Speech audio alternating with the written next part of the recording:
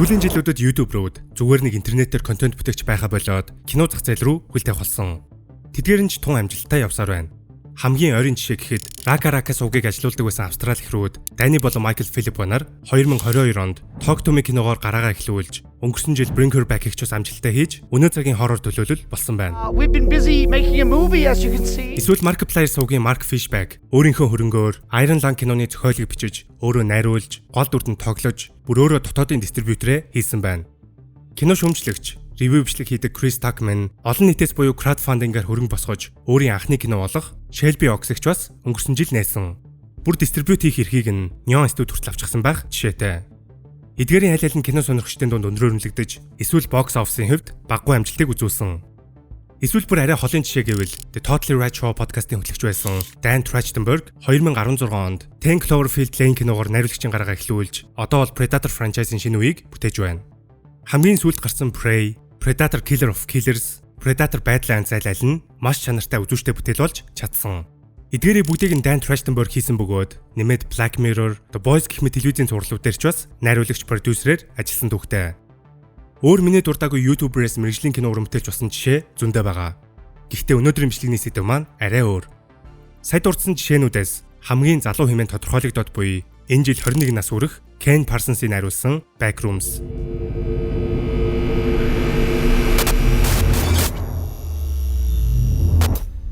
Look TV-гийн премиум багц 50% хямдалтай байгааг манайхан мэдж байгаах. Энэхүү урамшуулан дуусах болоогүйгээс гадна 5 сарын 31 хүртэл премиум багц активчүүлсэн хэрэглэгчдэд iPhone 17 Pro, Apple Watch, Dyson-ы тоос орогч гээд маш олон гой шагнал өгөхөөр бэлдсэн байгаа юм байна. Тиймээс амжаад премиум багц активчүүлээд кино үзэнгээ гой шагнал хийсэн болохыг ерөөе. Одоо харин бичлэгээ үргэлжлүүлцгээе.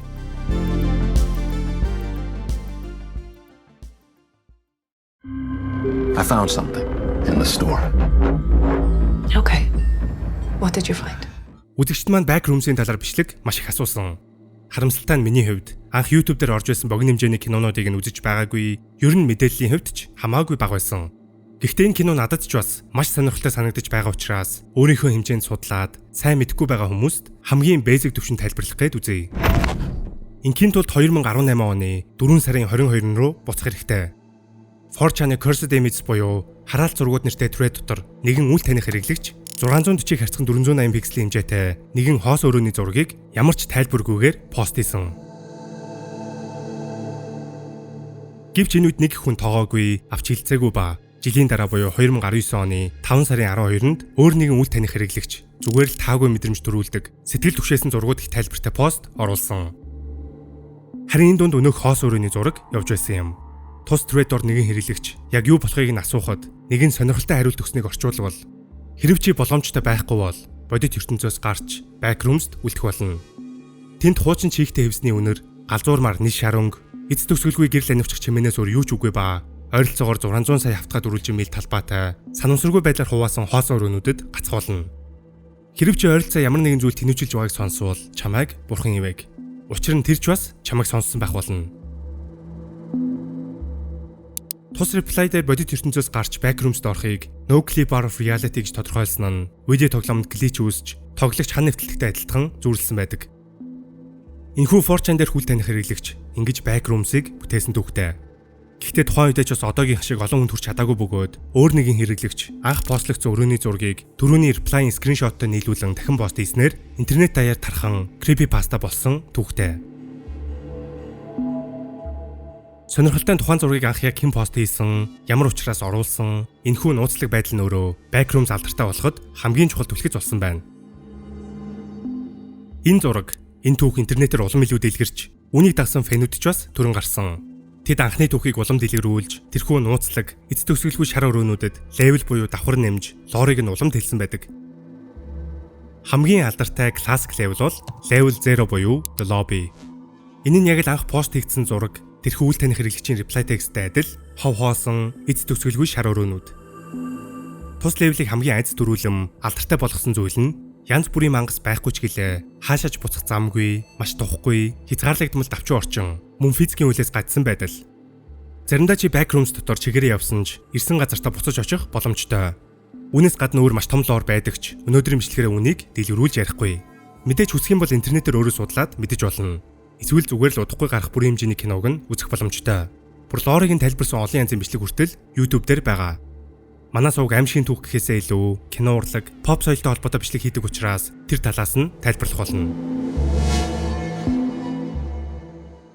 It's a really simple beginning, really. I just came across one of the Backrooms images again. I thought it was neat because I love environmental horror. I'm very obsessed with the look and feel of spaces, especially hostile spaces.